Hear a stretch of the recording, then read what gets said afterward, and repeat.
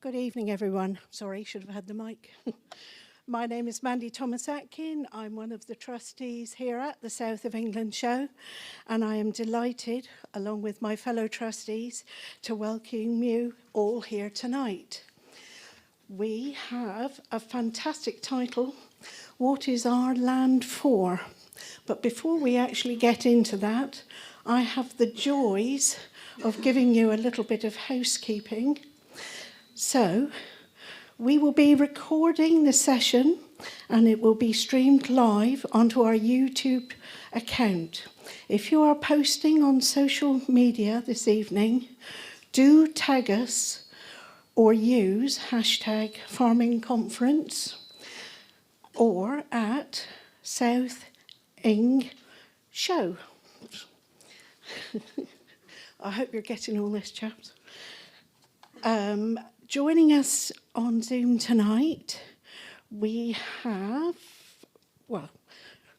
you will be seen and not heard if you're joining us on Zoom tonight on screen, but please type in any questions in the question and answer box, and these will be picked up and answered by our panel.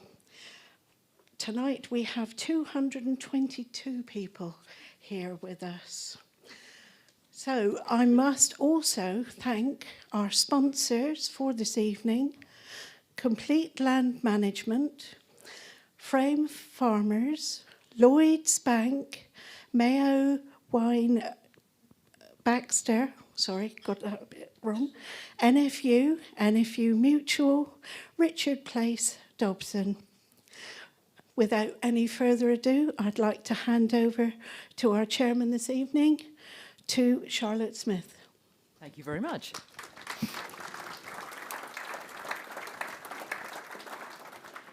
Good evening, everybody. Well, the sharp-eyed will see that I'm still clutching the clipboard of self-importance. This means that I am definitely in charge. Yes, Tom, I'm looking at you. And hopefully, I will be keeping us to time. Hopefully. It is a very small question that we are debating tonight. What is our land for? Not very many words, but it is a massive subject. Here in the south east of England in particular, there is, as you will all know, a lot of pressure on land. I made a very quick list of things off the top of my head. Housing, infrastructure, power, agriculture, nature, fun, trees. As you know, I could go on and on and on. So tonight, let's talk about what goes where and how we decide. I'm delighted first to introduce our panel. On the end, we have Tom Heap, writer and broadcaster, one of my Countryfile colleagues. Also with us, Paul Christian. He runs Sentry, a company which farms 20,000 hectares, roughly, most of them between Lincoln and Dorset. Ben Taylor runs the 1,200 hectare Iford estate here in Sussex. And Tim Slaney, who is the current chief executive of the South Downs National Park. He has previous because he was director of planning. So he's aware of all this. First, we're going to hear from all of them. And then we hopefully will hear from as many of you as possible. This is not a spectator sport tonight. You have to get involved. As I say, this is a very complicated issue, so I'm particularly delighted that Tom Heap could be with us tonight because his latest book is all about this. He has done the homework, ladies and gentlemen. It's called Land Smart. It's about how we use land and, as he puts it, how to give people and nature the space to thrive. Tom. Thank you very much indeed, Charlotte, and thank you for inviting me here this evening. Yeah, as Charlotte says, I've written this book here, and the reason I wrote it was because in the last decade or so, covering rural affairs, agriculture and environment, a lot of people were talking about all these things that land could help us with. It could help us to absorb carbon, it could help us to generate energy, it could help to grow biomaterials, it could help to store floodwater, and that's on top of the things that we know it's already there for, which is to produce food, to provide shelter for our homes and also to provide space for nature. So the question I was asking myself is, can our land do all these things, this stack of things that we're now asking it to do? If so, how so, and who's doing it well? Now, I could have made this a global book, but I thought that was A, a tome this big, and B, a bit hubristic to think I had much expertise on the rest of the world. So it is a book primarily about UK land use, but in a global context. And the reason for this, and I should just say, in case you think I've got the date wrong there, have I got the pointer? Is that how it works? Yeah, it does. That was the day it was published. Also, the election day. So a couple of significant things happened on July the 4th. So, on the whole, the book is more pragmatic than idealistic. Maybe it's the BBC chip inside me, but I'm not particularly sort of polemical about these things. There are plenty of books concerned loosely with environment and land use which are of that nature. That's not me. I'm looking at the trade-offs. I'm looking at the difficult decisions that have to be made in a complex world where we need land for all of those things. Now, I haven't got many pictures, either with me or indeed in the book. But here is one of them. Now, this picture is ripped off the land use strategy, the Henry Dimbleby report that came out, what it was 3 or 4 years ago now. And I find this interesting in two ways. Now, the one thing you need to know about this map here is that it's not an image of where things happen, because all the built-up area of Britain is not in Wales, and all the orchards and golf courses are not in Shetland. And apologies to Orkney, that seems to have become attached to Scotland, mainland Scotland in this map. Anyway, it's the proportion of the UK used for different things. So let's just concentrate on this one for a minute. And what you can see here, amongst that's broadleaf woodland, conifers, poultry, pigs, built-up area. The greens of various hues are all connected with livestock. And between 1/2 and 2/3 of the land of the UK is used for livestock. Actually, that's similar to the proportion around the whole world of farmland, about that proportion. And that's not just where the animals roam, but also the feed used to feed them. But the important thing here for me is this, which is the land outside of Britain, the area of land from the rest of the world which we demand to feed us. Now, I think it's really important that we do not expand this area of land. Unlike a lot of books which are concerned about the environment, I am really concerned that we don't just end up with an environmental nirvana here and shift all our impacts into the rest of the world. I think that is really, really important. Because pretty much rule one, if you don't want to worsen climate change and nature loss, is not to take any more wild land into farming.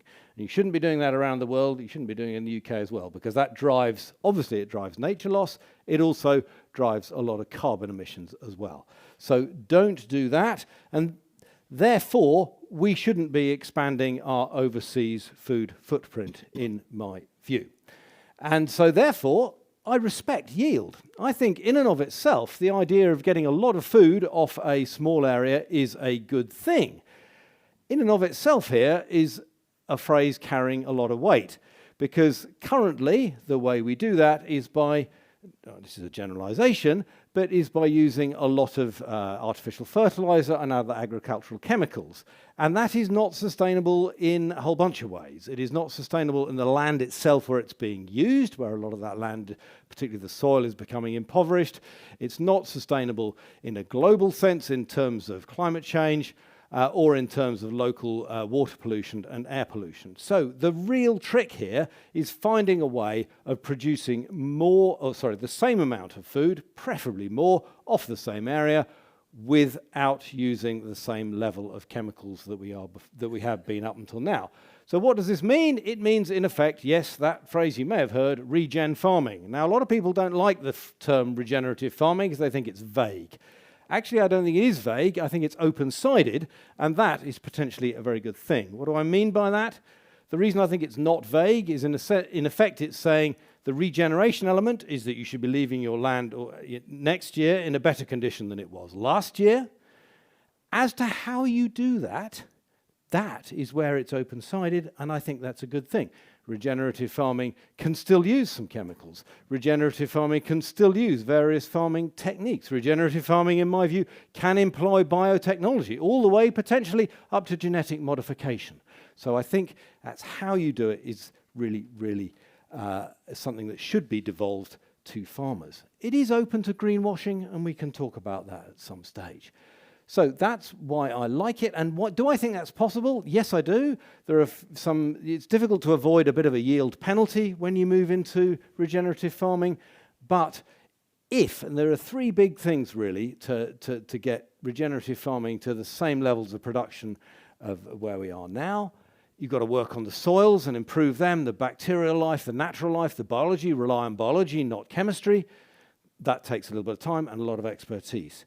You've also got to get fertilizers that are not made in the same chemical fertilizer kind of way, and there are some really interesting groups now making much, much lower carbon impact fertilizers. CCM is one of the companies. There are plenty of others out there, largely based on waste of different kinds, animal waste, human waste, food waste, things like that, which actually it's like an industrialized version of the way we always used to do fertilizer. And the third thing is, I think, crop breeding. Because at the moment, if you're a regenerative farmer, you're faced with really two options. You can either use crops that were bred for a high chemical, high input environment. They do okay, but it's a bit like driving a Ferrari on an off-road track. That wasn't what it was made for. Or you can go for a heritage variety that would have been familiar to the Romans. Now, lovely, and you might get a premium for it in some quarters, but yield-wise, it's pathetic. Scientists now, crop breeders, are now just beginning to develop a new generation of crops which could be a lot better for that. Now, what else do I think? I'm skipping around a bit, but so I mentioned energy. Now, I'm going to come right out and say this. I am a big fan of solar. I am not a big fan of biofuels. And there are various reasons for this, but primarily when we're talking about land use, this is a chart, as you can see, of how many meters squared you need for a megawatt of power. And as you can see, you need a hell of a lot of meters squared for biodiesel, all the way down. So solar is down here at 19, nuclear power and gas plants are down here. Hydropower takes into account the size of the reservoir. So the issue here is that if you want energy from a given area of land, let's leave aside nuclear power stations for a moment, in the sort of land that landowners and land users have control over, solar is where you should be. It is orders of magnitude better than biofuels, and that's because, sadly, despite it being the foundation chemical equation for life on Earth, photosynthesis is not actually very efficient. It takes about 1% of the energy and turns it into a carbohydrate, a hydrocarbon, something that's then usable as fuel. The other problem with biofuels is that in climate terms, by the time you've planted them, fertilized them, harvested them, shift that thing about, their climate credentials are pretty dubious anyway. The other thing is they take up a lot of land. Now, one of the most frightening things is the airline industry has its eye on biofuels as a get-out-of-jail-free card. It isn't. If we start putting biofuels in our planes en masse, you can kiss goodbye to the rainforests and the savannas and everything like that. And I should say one final thing before I wind up on photovoltaics. I absolutely think they should be on roofs. I think all warehouses should only be getting permission if they've got photovoltaics on the roof. Grid problem with that. Just one thing about their yield. I have an area of solar panels roughly the size of this stage on my house. The typical photovoltaic array, it generates enough energy to drive 2 electric cars all the time. So the average mileage of an electric car, twice that, comes from my standard 4 kilowatt array on my roof. In the old days, that would have been like having an oil well and a refinery in the back garden to drive your petrol car. So it is very effective. It is a good use of land. It's an even better use of an existing building. And the other thing, which I didn't have time to talk about, is I'm a big fan of combining, stacking, multifunctioning uses of land where you can. Thank you. Oh. I'll be selling these later. He forgot to plug the book. I I mean, did. for goodness sake, you Outrageous. had one job. Okay, I'll plug it at the end. Right, thank you, Tom. Let's hear from Paul from a... Thank you, Tom. Brilliant, thank I you. don't have a book to promote, by the way. I have this. But what Charlotte didn't say was that we have 10 minutes to give our pitch. And I apologise for the logos here. Whoops, wrong one. Too many of them, really. Right. So I'm here to make a stand for food production. And I'm going to be making the case in 10 minutes. 10 minutes isn't very long. I think that land is basically for maintaining livelihoods, growing food. And I don't mind whether they're growing food or feed or energy. But thank you, firstly, for asking me to come and talk to you. Love talking to farmers. It's pretty rare to get a group of farmers together. I was on top of the job. I had 6 months' notice. I did this talk. Thought, before I send it to Wiz, I'll just wait and see what the 30th has to offer. Mm-hmm. The 30th was pretty extreme for farmers, and I changed my talk. I haven't changed my thoughts, but I changed the punchiness of my talk. Because I wasn't going to talk about APR, BPR, NI, BPS, CBAM, or twin cab pickups. But what I did learn from this budget is that we are on our own, and we're going to get a lot of help from this government at the moment. And I can see your heads nodding and shaking, so I appreciate you think the same. Look, I'm not going to stand here and tell anybody what they should do with their land. I want to be clear. I do have clients, quite a lot, and we have a lot of objectives with our land, and we constantly think about what we should be doing with our land, but that's our land. That's not your land. So I am talking in the holistic sense.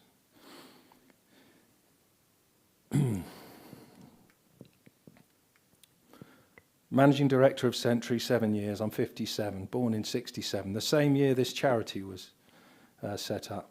40 harvests. That's how we talk, us farmers, how many harvests we've done. I don't drive tractors anymore. I'd love to, but I don't get an opportunity. But I'm just submerged in agribusiness.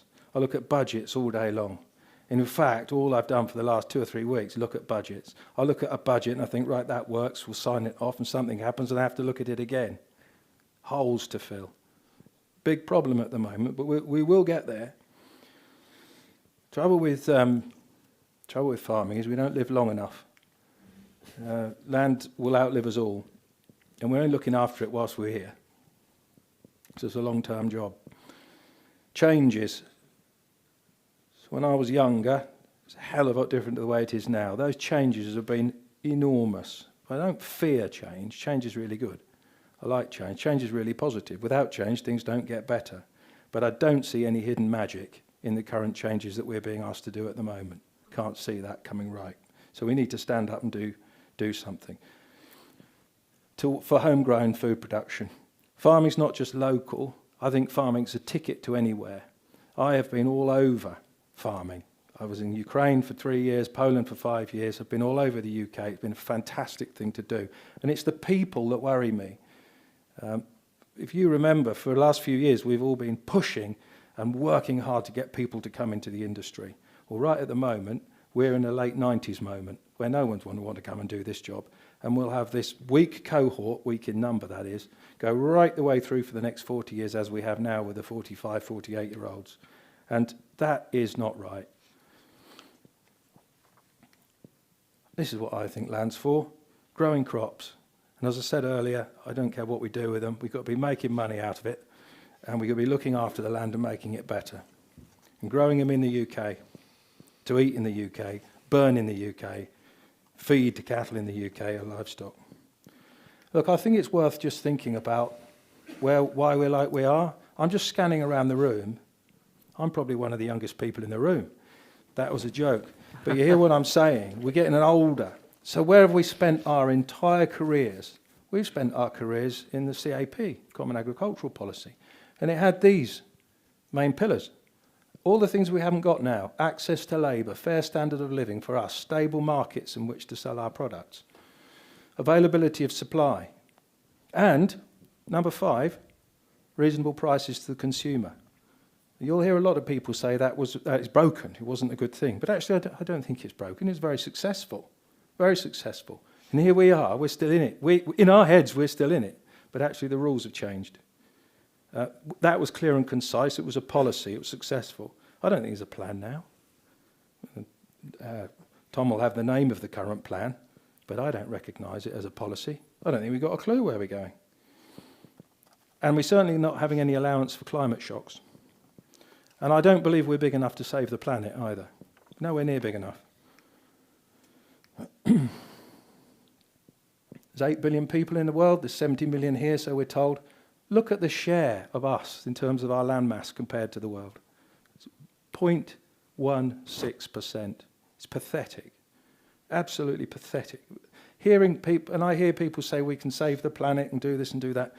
It's absolute nonsense, which, to be fair, I think Tom was saying. 6 million hectares of arable, 2 of that is grass, 4 million hectares of arable, falling yields. We need to really focus on food production. We really do. I don't know what we're thinking about. How intelligent people can talk about us all going vegetarian with 13 million hectares of grass. I just think we're balmy. I'd rather have food provenance than food from an uncertain origin. Doesn't make any sense. To put that into perspective, by the way, that land mass, I won't ask you to guess, we've only got 10 minutes. That's a dining table on a football pitch. That's a large pizza on a tennis court. That's a smartphone on a basketball pitch. That is us in terms of the world.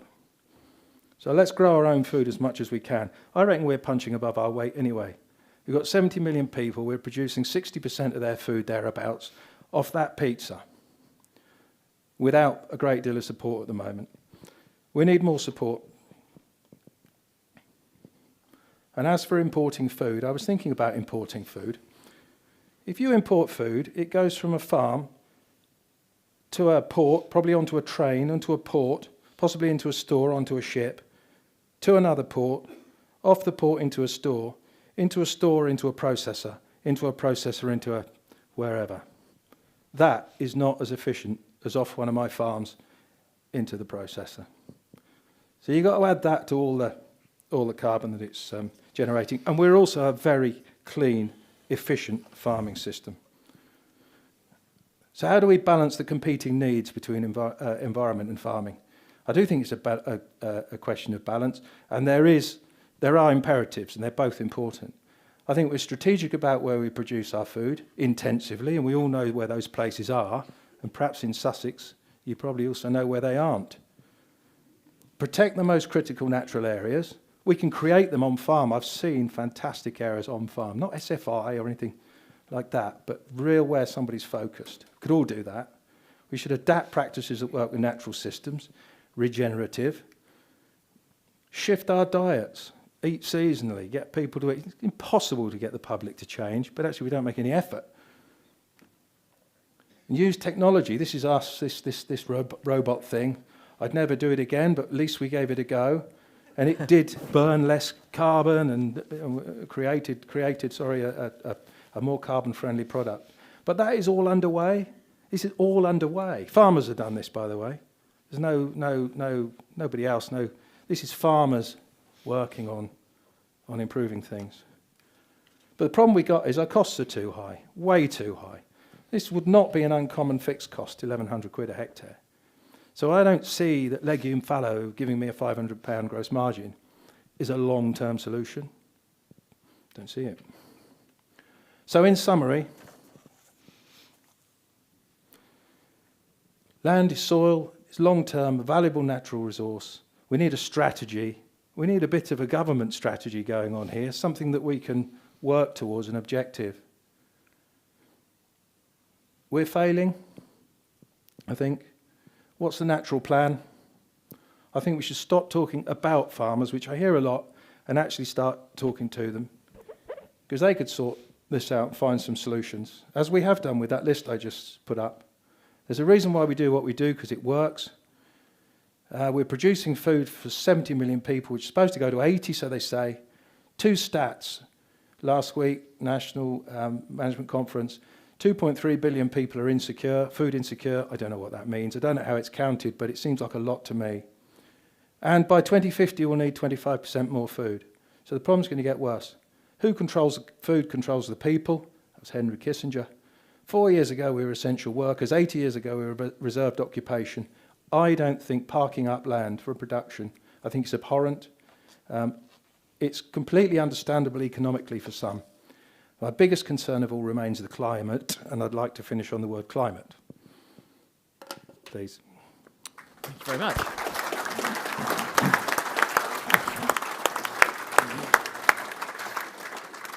I can almost feel the questions being formed in people's minds. Hold that thought, ladies and gentlemen. Let's hear from Tim Slaney from the South Downs National Park.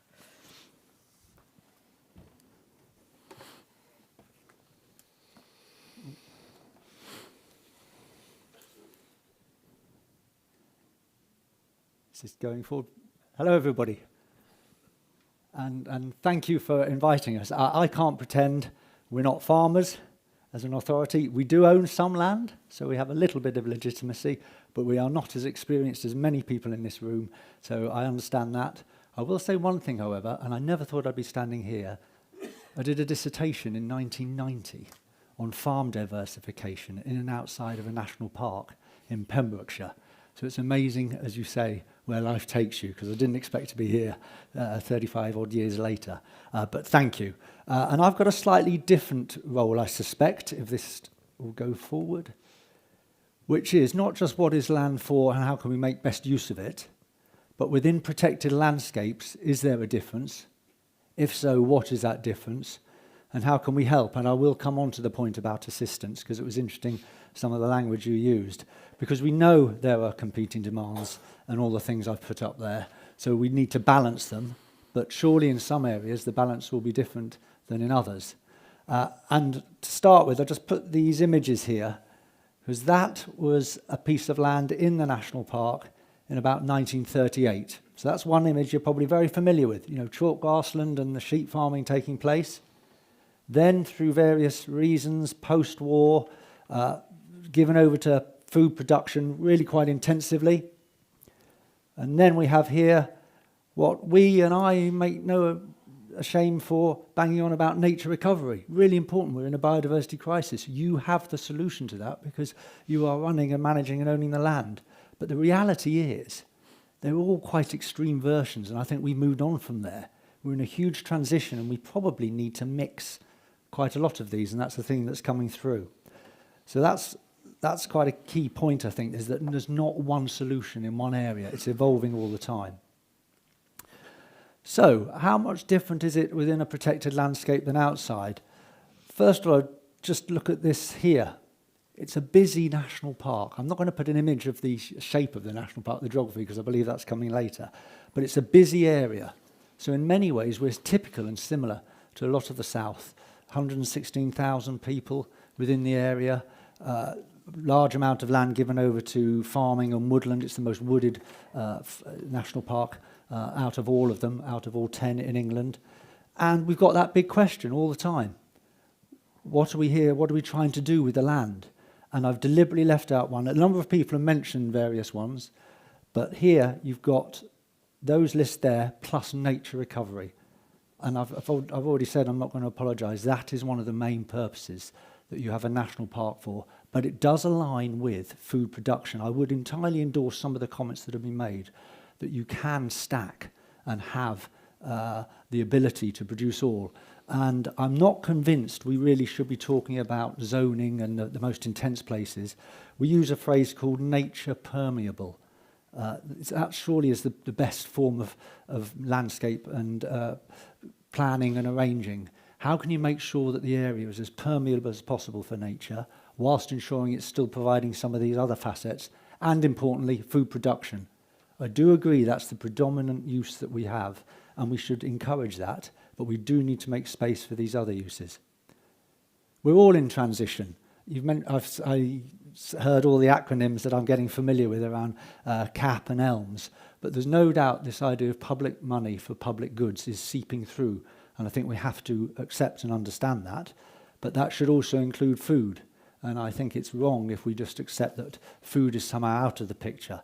And in that respect, I don't think a national landscape, a national park is any different from the rest of the country. What I do think, however, is that land use and land management can legitimately go together. It's very hard to divide the two, and sometimes we do that. So I'll come on to it later, but things like biodiversity net gain, green finance, they're all about mixing and managing land use and land management. And I know sometimes that can be quite challenging, but without merging the two, we're just fighting in the dark, really, in terms of trying to get nature recovery and climate action to align with all the other things that land has to provide for. There is, of course, help, though, and this is the comment you made about assistance. Nobody's giving any assistance. Within national landscapes, national parks, as I've said, there is emphasis on not just food production, but 3 other areas, particularly nature, climate action, and access for all. I'll come back to that in a minute. So that's quite an onerous ask. You've got to factor those things in as well, if you can, when you're doing and going about your business. So there is support, and I will encourage you to support us in making sure that remains if you happen to have land in a designated landscape. In this case, farming for protected landscapes has been a real vital lifeline for us and hopefully for you, and working in conjunction with yourselves. Around £2.5 million has been spent by ourselves in the last 4 years on over 150 projects, and these can range from cut and collect, diversification projects, trailers to allow people to go around the farms, to fixing old stone and flint walls. So where there is an added emphasis on trying to do things that perhaps one wouldn't normally want to or think is appropriate, there is funding available. And I'm not promoting a book, I'm promoting come and see us, and we'd like to work with you and help if you think there are things you can do along these lines. We've already touched upon it as well about planning, and I mean planning in the widest sense. I'll come on to the narrowest sense. I do recognise that in this transition there's a bit of lack of certainty and clarity. And I was lucky enough or unlucky enough, depending on your point of view, to give evidence to the all-parliamentary party assessment on the land use framework. And I do think we need that. This isn't about zoning, but this is about providing hints, providing advice, ensuring that it's where we're focusing our energies on producing food, or where we're focusing our energies on nature recovery, or a mix of the two, that there is clarity. Because without clarity, all of us struggle. So I think there's a need for a land use framework, and I'm hoping that will come out quite soon. We've got devolution coming. Sorry for those of you, this is all to a degree administrative, but it's quite important. Devolution is likely to come through into the south greater than it has been previously. And I know I've worked in other areas of the country and it's already there. And we have to make sure the rural voice is heard. It really worries me that it's going to get lost. So this image of the farm clusters, where have I got it? There, it's gone, there. That's a group of farm clusters within the national park. That's a ready-made sub-region and involving yourselves together with a national park that can really ensure that the voice isn't lost in terms of what we're trying to achieve, which is a mixture of all those land uses, particularly food production and nature recovery. Coming to a more local level, you've got the planning system. And that is something that we are charged with doing as a statutory function. I know many of you can find it a challenge. Is it different in and outside of a national park? Because that was one of the questions around land use and what we're using it for and whether it changes in a protected landscape. We recognise it can be challenging, but likewise there are a lot of good things that come with it. You tend to deal with people who know a little bit more about what you're trying to achieve, and we're helped with our rangers and the wider experience in the area. There's lots of things we're trying to do around loosening up some of the rules and regulations. So we're one of the first to be exploring whether you can actually have rights to get on with some nature recovery work without having to come through the planning system. It's called the Local Development Order. It doesn't matter what it's called, but we recognise that if we're asking people to do things, that they might need some assistance to do that. Green finance, I've mentioned already, biodiversity net gain, the compliance market, but also the voluntary market. We're noticing an increase in inquiries in can we work with you? And this is from companies. Can you point us in the right direction of those who own or managing land? And we'd like to voluntarily help increase nature, and how can we do that? So there is a growing market in the voluntary area as well as the compliance market, which I'm sure some of you are taking advantage of in terms of ensuring that we can still go for growth, because the point has been made as well. We do need to make room for housing, and many of you will have land that is key to that, particularly on a small scale in the villages and towns that many of us know. So we are trying to create those advantages, and I'm also here to promote whole estate plans, which is how we can work well with yourselves, where we understand, and that's the bottom image here, which is, what is it that you vision? What are your assets? Is there anywhere we can help? Can we access grants? Can we provide some experience or expertise that can help you? And then finally, and it has probably not been touched upon so much at the moment, one of the key things that we are charged with is making sure people can get access to the wonderful landscapes and the countryside that many of you work in and are lucky enough to appreciate and see every day.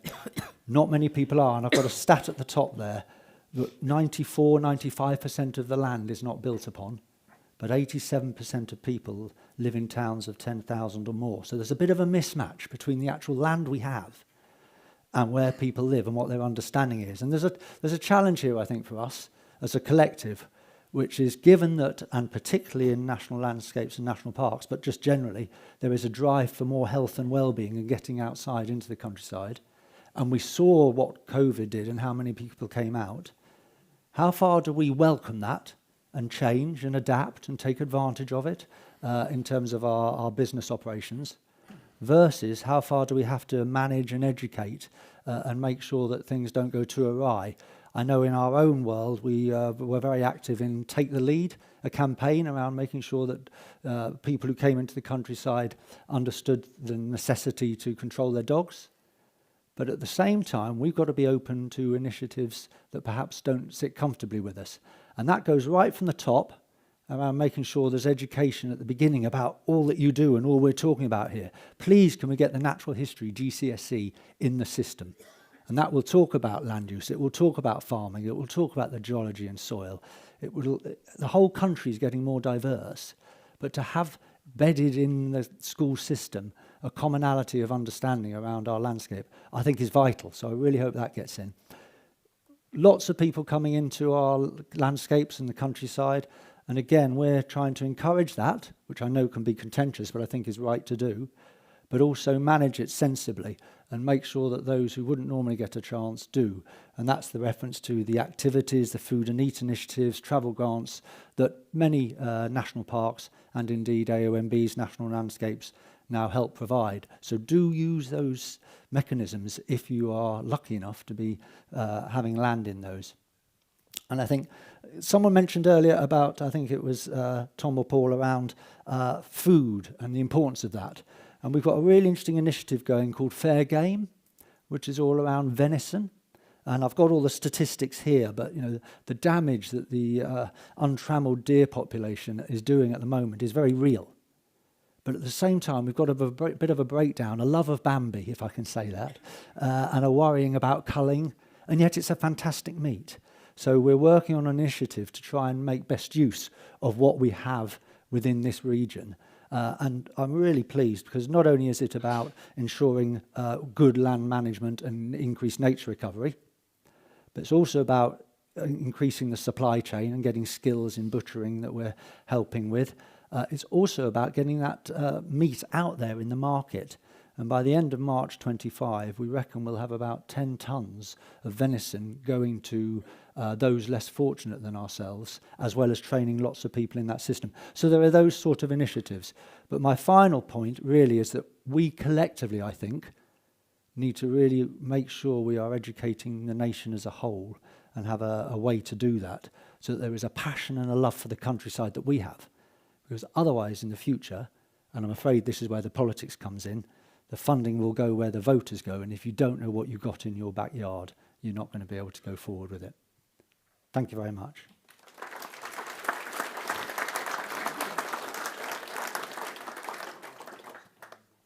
Again, much food for thought, pardon the pun. Let's hear from Ben Taylor from the Iford estate. Well, thank you. And firstly, apologies for those who came expecting to see the guy on the publicity material that's gone out. That was a much younger me, and a photo that the Society somehow dredged out from about 20 years ago. It was actually taken, I think, in about 2007 for an article about drought that appeared in the Financial Times, and it was quite amusing to see it reappear. And I'll come back to that in a minute, if I may. I think I want to tell the story, I think, from the perspective of our business, and in a way, what is our land for? I'm less concerned about what everybody else's land is for. But I think, first of all, just by way of introduction, I look after the Iford estate, which is wholly within the National Park, just outside Lewes. I think it's fair to say it's a fairly regular downland farm, albeit fairly big. We're cropping about 700 acres of arable, and on a mix of chalk and the better soils at the foot of the downs, together with about 160 head of suckler cows, which we're increasingly moving towards Sussex genetics to try and make use of the native breeds at risk premium.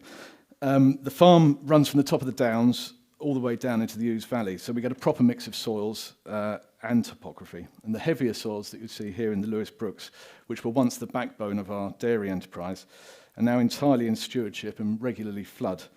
And we've got a large stewardship scheme incorporating farmland bird options as well as chalk grassland options on the hill land. Going back to 2007 and that photo, it seems like since then, drought and flood have never been far away. I've no doubt that the climate is changing, and rapidly.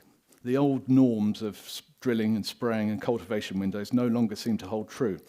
We seem to have a combination of the very worst climate conditions, increasingly prevalent spring droughts followed by very wet autumns, which I think is actually exactly what the climate scientists have predicted.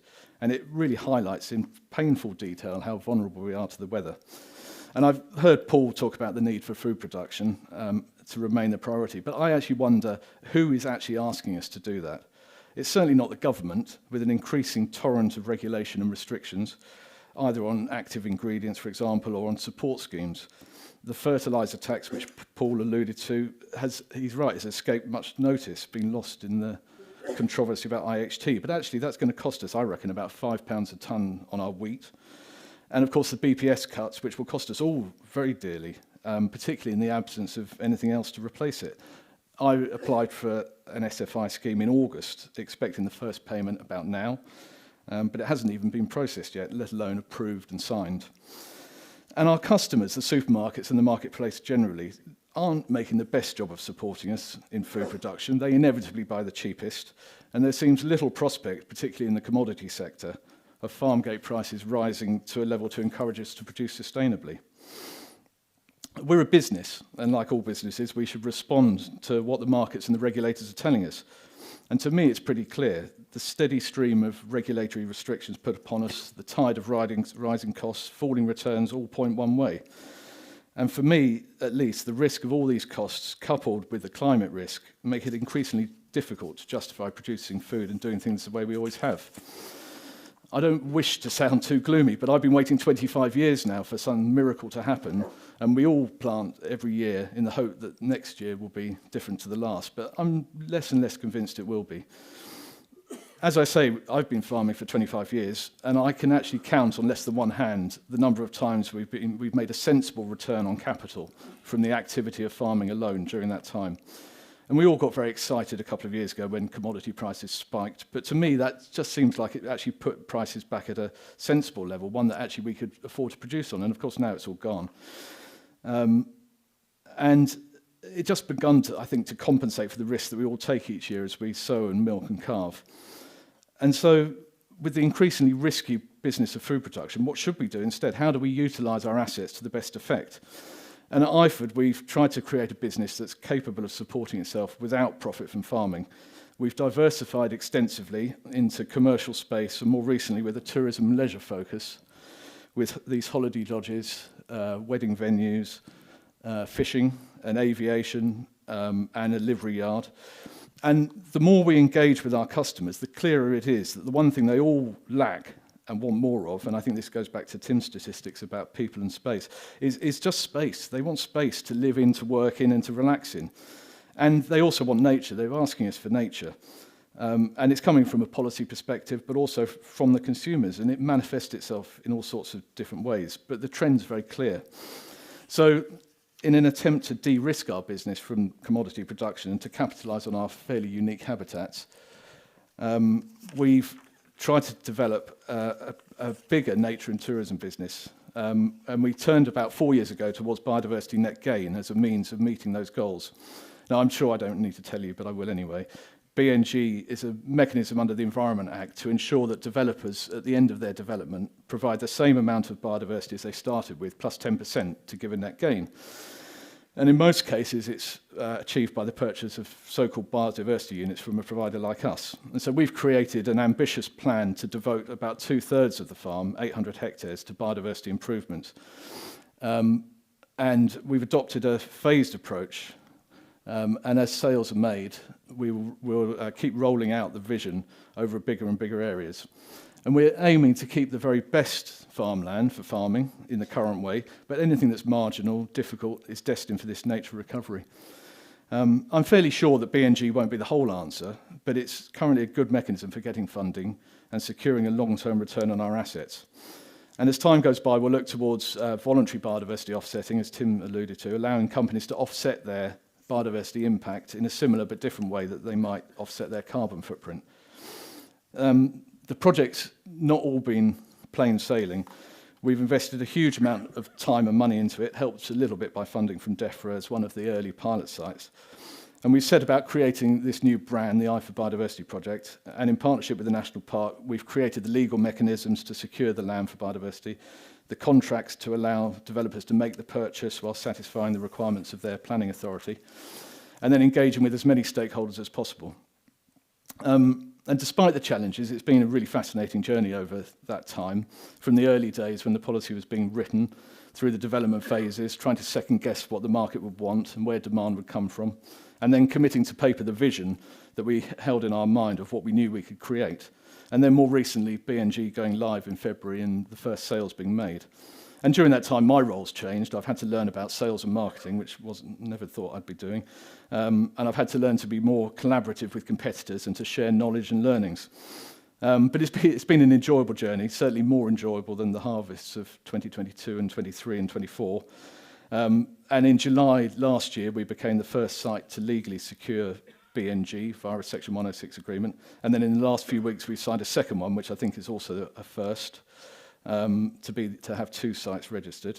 I was the first to register a sale, I think, and we've also just launched the voluntary biodiversity offering, which I think is the first legally secured voluntary biodiversity offering in the country.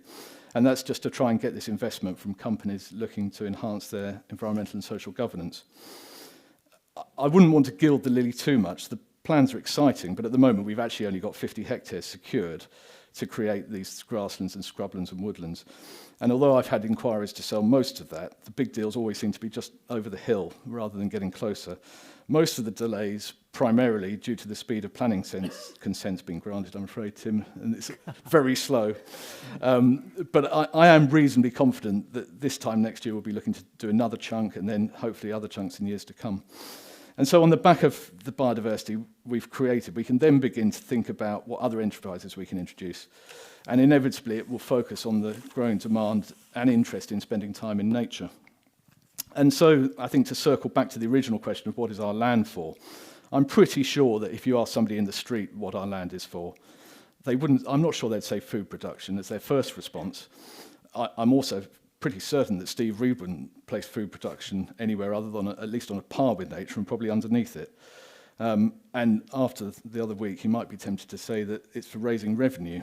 In my case, I think I'll probably answer that the primary purpose is actually to sustain the livelihoods of the people that we employ and the people that earn their living from the land. And I've never tried to adopt an attitude of we've always done it like that and constantly challenge myself to explore new enterprises and technologies. My job is to make sure that I utilise the land under my control in the best possible way. not with profit as the only measure of success, but certainly high up the hierarchy. If I could see a sensible and sustainable reward for the risks we take producing food, I'd be delighted, and I'd wholeheartedly continue to do so. But until then, I feel no moral obligation to do so. If my customers want nature and leisure space, then I'm only too happy to give them that, and it gives me great pleasure as well. And none of this is really to say that we're going to stop producing food entirely. What we're certainly looking at is the way we do it and the scale we do it at very closely, and taking any and every opportunity to reduce our exposure to the commodity markets, be it through BNG or stewardship, SFI, or just further diversification in buildings. I am confident that land-based businesses have a strong future, although probably not through the production of basic commodities. After all, there's always someone somewhere who can produce wheat cheaper than we can. Instead, I believe our future lies in understanding what our customers want, which I think is nature and space, and embracing the change that will bring. Thank you.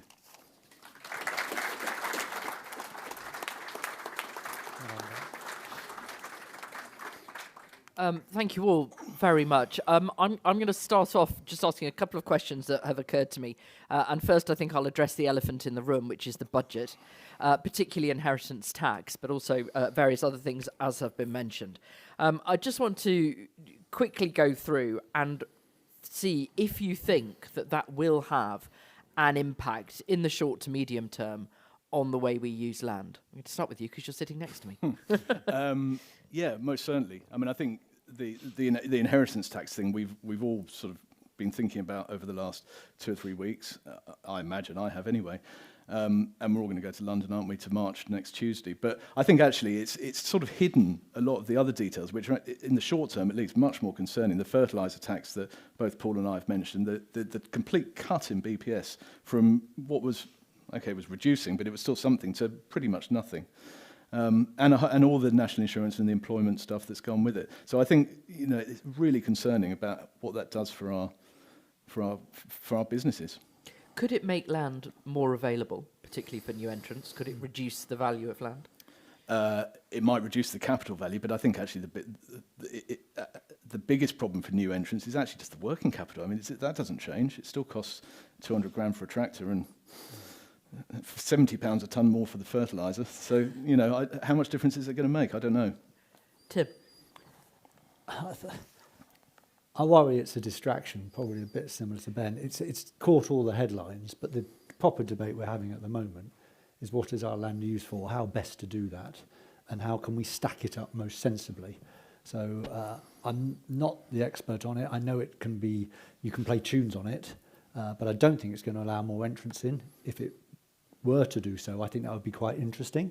I know that could be challenging, but, you know, wouldn't it be great to get more young people and more people coming into the industry for the reasons you said, and they're very open-minded, but I don't think it's going to do that either.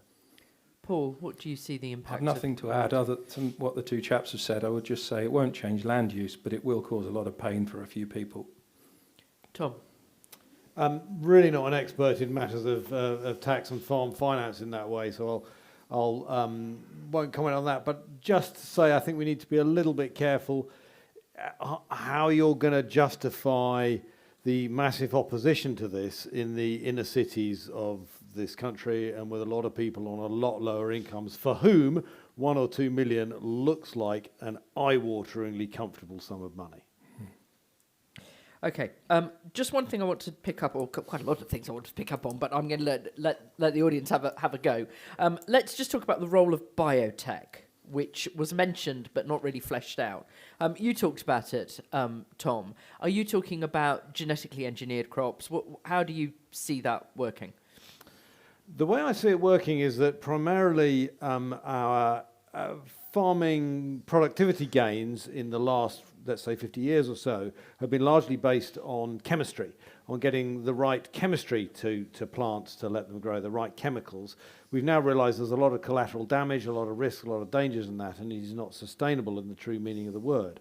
So we now have to find a way of getting crops and actually livestock as well to be bred in a way that is suitable for our current demands, and that is to be lower carbon, and with greater or less, nature damage, or possibly nature enhancement. And so there are a lot of people across the board now in crop science working in ways that they can develop crops that will enhance the relationship between a crop and the microbiology in the soil. Now that is basically the way that crops used to grow before we started putting a lot of chemical fertilizer on them. So if we can find ways that we can improve that relationship, we can then improve the productivity of those crops. When it comes to livestock, one of the questions here is, can we use biotechnology to change the way, for instance, that the rumen of animals and the methanogenic bacteria in there produce methane, i.e. produce less of it. And there are some really interesting developments here happening in terms of the feed of the animal, how you breed the animal. It's a known sort of fact that when a single field of cattle, probably one of them is emitting 20 to 30% less methane than some of the others. Why aren't we breeding from those? There's a lot of breeding and scientific and biotechnology priorities that could be enhanced to deliver the kind of farming we need in the future. Paul, would you be interested in any of that on? Well, he's pretty much given us a full response, but I think it's biotechnology or it's technology. It's tech. You know, we need to embrace it. Just because we don't understand it and it's possibly done in a laboratory, we can't sort of picture it. Yeah, I agree completely. I'm up for it. Why would you not be? Tim? I think the most interesting thing about this that probably hasn't been said, it can bring food production, particularly crops, perhaps less so with livestock, into cities and towns. I put my stats up there. Wouldn't it be great if people could connect with the food because it's closer to home? So I think there's an opportunity there. Ben? Well, it all sounds great, doesn't it? But I think of some of my fields, which when I look at them just look like a sea of flints, and I'm wondering actually how much biotech's going to help that. Well, something that thrives on flint. Well, maybe. You never know. Right, let's get some questions. So firstly, stick your hands in the air like you just don't care. And then a glamorous assistant, Wiz, will come towards you. Now, there are rules to asking questions. Please be polite, keep it short and to the point, and please don't speak unless you have the microphone, because we won't hear what you're saying and it's really tedious. If you're watching on Zoom, then you can ask a question. Please do. Just click on the button which is at the bottom of the screen and is imaginatively titled Q&A.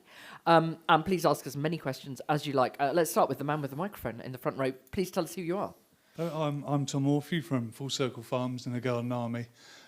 We run a care farm just up the road here, and we've gone from a quarter acre to 10 acres in 4 years.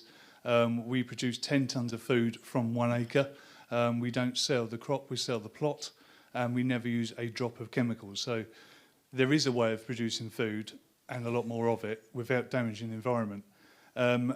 With your comment earlier about we need to produce more food, when we look at the stats on food and production, the amount of people in the world, we're actually throwing away 13.8 billion tonnes of food every year. So I think there needs to be more education on where our food comes from, the importance of it, and the value of it. And I think people need to respect food a lot more for us farmers to be able to make a proper living from it. Also, we're trying to find a new farm. And we looked at the South Downs and we just got turned down from Brighton Hove Council. Even though we ticked all of their boxes, we were offering horticultural therapy through our charity, the Garden Army. We were doing all the biodiversity things plus more, but we lost out to a neighbouring farmer who's just going to put his beef cattle on there. So every time we get close to getting a farm to do the right thing, we're turned down every time. So, yeah, if you guys have got any opportunities on your estate, so you want to rent some land to me, I'd be happy to talk. Anyone want to pick up on that? Or, hands in the air again, and then we can get Wiz running round while these guys I'll just pick up very briefly on the productivity point. I mean, it's something I look at a little bit in the book. You can actually get the amazing productivity you can get from small areas. It tends to need quite a lot of labour, and I suspect you've got quite a lot of labour on your farm. But there are statistics back from the sort of Dig for Victory time during the war that actually per unit area, people's gardens were more productive than the farms. Now, okay, that was only per unit area. That's because they're getting a lot of attention and all those kind of things. So just to echo Tim's point, actually, you can do quite a lot in homes and gardens. It's difficult to actually do the big staple crops. The big calorific ones are still largely the province of farmers, I think. but the connection between care farming and farming is fantastic. I set up a care farm. It's the sort of thing you never regret doing. It's such a rewarding. You must have a very rewarding job when you bring a tear to your eye after the 8 weeks and so on. So really, really good and well done. And we will see if we can find something. Not that we've got a magic wand. Okay, let's get a question from the back. I'm Rebecca from Vineyard Magazine. I just wanted to pick up on a point about disease-resistant varieties. So in the viticulture industry, there's plenty of disease-resistant varieties, and those growers that have been brave enough to plant them have found that despite the fact that they yield better, they have less inputs, and they actually have better flavour profiles, they can't get buyers to actually engage with them because there's a perception amongst buyers that consumers only want traditional varieties. And that crosses across to fruit farms, it crosses across in lots of industries. So how do you get past that chicken and egg scenario? Who wants to? Paul? No, I wasn't looking at you because I wanted to answer the question. Because this is a thing, isn't it? I mean, it is a bit of a problem, isn't it? We have had a go at growing traditional varieties of wheat before, ancient wheats, and they looked fantastic, and we grew them really well, and they grew very well, and they had hardly any inputs, and it was just tick, tick, tick, until we came time to sell them. And unfortunately, we made that error of growing something that we didn't have a buyer for.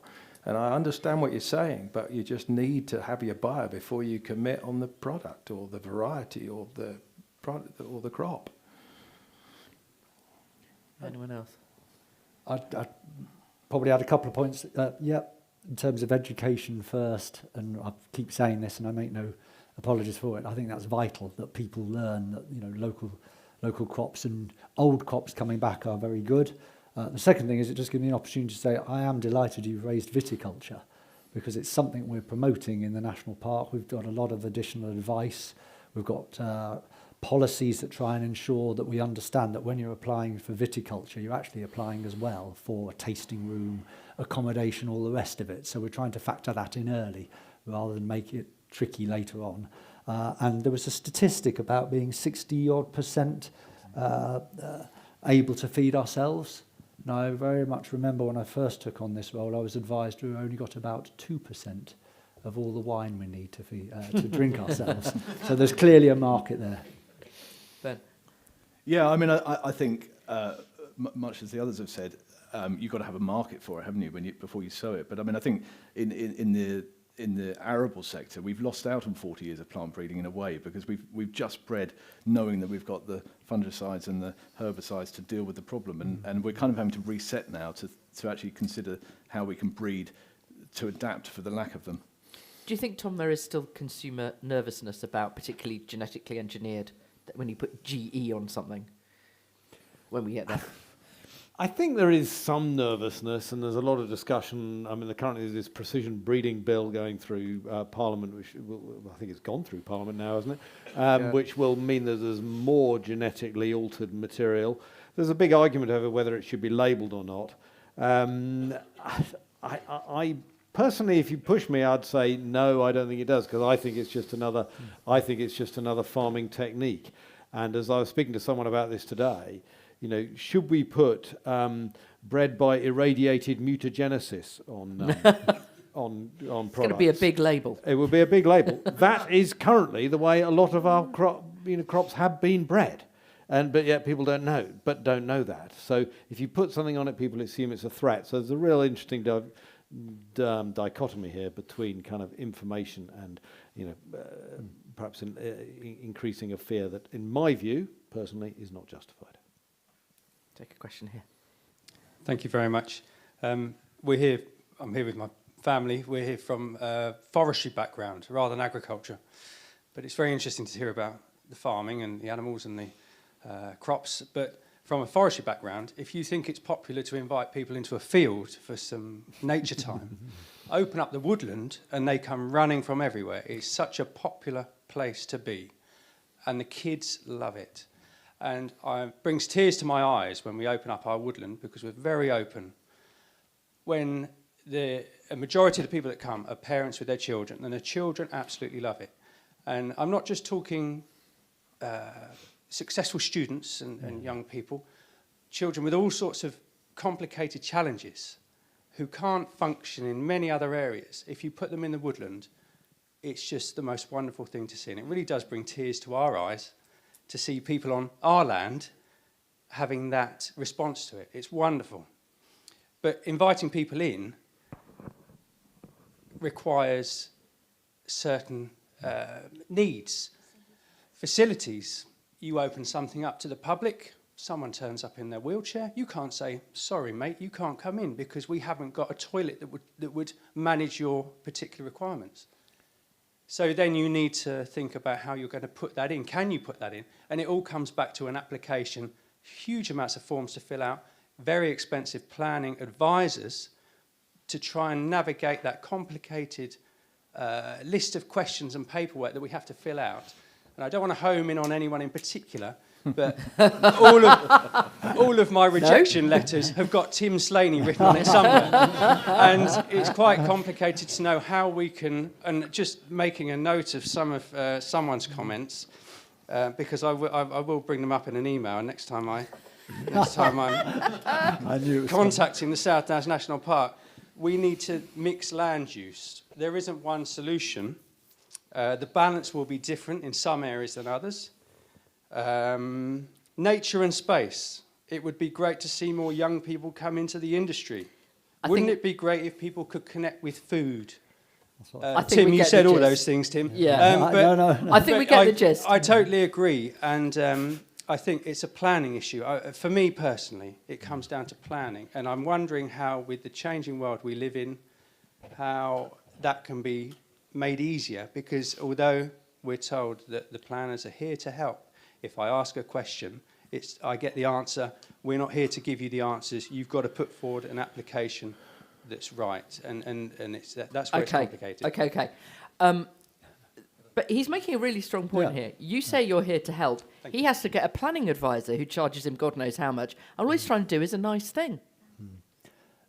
No, and thank you. And I'm deliberately not going to talk about any individual case, so it's just as well I don't know this one. But the principles you raise, I understand. Partly, and this is not an excuse, but it's the reality, the system has become too complicated. And it's frustrating for all of us. And I did mention briefly, we are trying to uncomplicate it as far as we can by what we call local development orders, and we're starting with nature recovery, which is where if you're doing a nature recovery scheme, creating beetle banks and moving soil for good reasons, then we're saying actually we don't think you need planning permission for that. That's quite bold, that's quite radical. No one else is doing that, and we're only just beginning to test it. Can you apply the same principle to... Well, I was just coming on to that. Going forward, it would be great to be able to do it to things like tracks that are for the mobility friendly. And we provide trampers and things like that, as you're probably aware, through other grants. So it's a progression to ensure that we've got the right checks and balances, but that we actually do encourage those works you're saying. I would personally, but this is really tricky, like to see them taken out of the planning system. But the trouble is, and this is a plea to everybody, for every 99% of the people who are doing it for the right reasons, there's one or two who don't, and the system then changes. So let's all work together. That's the same with many agricultural practices, I'm afraid. I think you can expect some emails. Let's get a question from here, and then if you can come here, and then we'll go to Wiz, and then somebody over there. Okay, start here. No, it's on. It's on. John Marland, farmer, Sussex. I was going to ask a question directly to Paul after the meeting, but I'm going to seize the opportunity of being able to ask that question to the whole panel. I've known Paul for probably 2 decades as one of the best farmers I've ever known, only matched by an astute businessman. And that man has held his hand out and helped a lot of people on this 50,000 acres you referred to. My question was, how can you advise me as a small-scale family farm, less than 500 acres, not inherited, but I want to give it to my daughters? And fundamentally, I'm confused. I'm confused about the direction I'm going to go in the future. I'm getting too old to make major changes, but I have to protect what I've paid tax on and built up over 50 years of work. I do not want to see that disappear in taxation. I really want to know from the panel what each of you would recommend to what I consider to be less than 500 acres, family farm in Sussex, very representative of a lot of people out there. So if you were going to advise me, and I'm very interested, but what would you advise all those other people like me? To the panel as a whole, please. Okay, let's start with Paul. Oh, John. I would sit in your kitchen and we would drink numerous cups of tea and we would ask ourselves where you want to be and where your daughter wants to be and what you want to do with the farm. We would finish up with some really clear objectives. We'd hopefully involve her too. They would be such objectives that we would never actually achieve them, but they would keep us moving forward. We would analyse the business, we'd look at every aspect of that. And I'm pretty certain that if we did that properly, what you do with your land would all shake out and it would be more obvious. And that's what I'll be doing with clients at the moment, you might be able to imagine. And then, John, you'd need a tax advisor.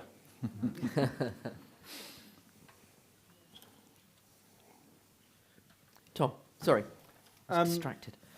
Just on the tax side, from my small knowledge of this, you look pretty fit and healthy to me, so you're likely to live more than 7 years from now. So you can make the farm over to them now, and don't you avoid some of the problems of inheritance tax. So that would be a thought I had on the tax side. On the actual land use side, I mean, we heard really interesting stuff from Ben on this. I mean, I think there are enormous varieties. I think there are now more demands and more ways of making money out of your land than there used to be. We've heard about biodiversity net gain. We've heard about being paid for improving nature, for storing carbon. I mentioned energy generation. I think the big sadness, and what I was so sad to hear from Ben, is that we take I think he said any and every opportunity to insulate ourselves from the commodities market, and that seemed to me basically any chance to move away from just producing food. And I think that is incredibly sad. And I think there's a real question here for the nation and a real political question that is not grasped is, are we going to move away from the worship of cheap food? Because as long as we don't, I think we're in a real dilemma of what our land's used for, and pretty much everything else seems to pay more than the creation of food. So that, I think, is a danger. Having said that, if I was to advise you about the longer, or let's say medium term, as in, let's say, a couple of decades, I do not believe that will last, because I believe the changes that we're seeing in terms of climate change and conflict around the world will push up the price of food. Yeah. Tim, how would you advise John? It's a variation on what's already been said, I'm afraid, which is looking at diversification as widely as possible. And think of, we've had some great suggestions today, but there are lots more out there. So think as creatively as you can. Who wants to see that land? What joy could it give to people? How can you, I'm afraid to say it, commodify that and think as widely as possible? It's diversification as well as food production. What would I say? I think I'd say don't panic, because actually there's a long way to go on this story. I think if we all end up in London next week and the pressure keeps on, then there's still hope that things will change. Take the tax advice for sure, and you've got to do as everybody said, is diversify. It's make use of every opportunity that you've got to diversify income. Great. I hope that was helpful, John. Thank you, Paul. The kettle's on. I might live 7 years, but 38 of us farmers die unexpected in a year. Those are the people we need to worry about. Those unfortunate circumstances, and 7 years of your retained benefit, it's not a gift, it's a potentially exempt transfer and not exempt from tax. I'm just going to stop you there because people watching at home literally won't be able to hear you because you didn't have a microphone, rule number one. So he was just pointing out some of the tax wrinkles that will pertain to this very complicated issue, about which I'm making 3 programmes, so I'm really quite boring at the moment about tax. Okay, let's get a question from the back, Wiz. My name's Jerry Hilmer-Smith. I'm a sort of farmer type, contractor type, whatever. My question is, you touched on it earlier about this government that we don't think will listen to us, or they don't seem to be that interested in farmers. How do we get them interested? How do we get them on board? And how do we get our message across about what we want to do with the countryside? I actually think they are quite interested in farmers. From my meetings with them of late, I was in the same room as Daniel Zeichner, the farming minister today. I think he's a serious man who's got interesting ideas about this. I think, and this is a personal view, I think DEFRA were a bit blindsided by the Treasury moves on tax. I think they were very happy that they did manage to hold their main, farming budget and not get that shrunk, and then they were sort of sideswiped by the thing on tax. And on the specifics of this couple of times, this idea of this land use framework has been mentioned. So this is something that was actually an idea originally under the Conservative government, never quite reached fruition there, but it's been taken on by this government. And it was apparently completely ready to go just before the election. It was supposed to come out either the week after the election was called or just before, I forget. So, but it's ready to go. I've spoken, I've heard from people within DEFRA about this, and they are definitely in serious listening mode. And I don't think that's just sort of warm words, because they're worried about the idea of a land use framework feeling like something that Stalin would have come up with if you make it too top down. So I think they know this is complicated. They know there are trade-offs, the kind of trade-offs that I mentioned in the book and everyone's mentioned around this table. And so I think they are in listening mode, and I think they do want to get this right. I think it remains the question of how big a punch, if you like, DEFRA and farming have within the rest of government. I think that remains a big question. But I'd give them a little bit of credit within DEFRA for being interested in, very interested in farming and the challenges therein. Ben? Well, they're interested, aren't they? Because that's their job. But I mean, they're listening, but they're not hearing, I think, and they're just paying lip service to us. I don't hold up much hope of persuading them any different. Actually, I feel very gloomy about the government generally and the way that they're. This government or governments? I think the last one wasn't any better either. I mean, they don't seem to actually really care. They certainly, as I said in my presentation, I don't think they really care about food production in the slightest. They might care about land use, I suppose. So I guess they probably do. But food production is secondary, I think. Zeichner's got food security in his title. Yeah, he's not the farming minister anymore. He's food security and rural affairs. Tim? Yeah, I'm really interested because I'll take a different view. This is a new government. All the interactions we and I have had with them and their advisors, admittedly more in the environmental field than the farming field, is that they want us all to work more closely together and stop being so polemic around things. That's point number one.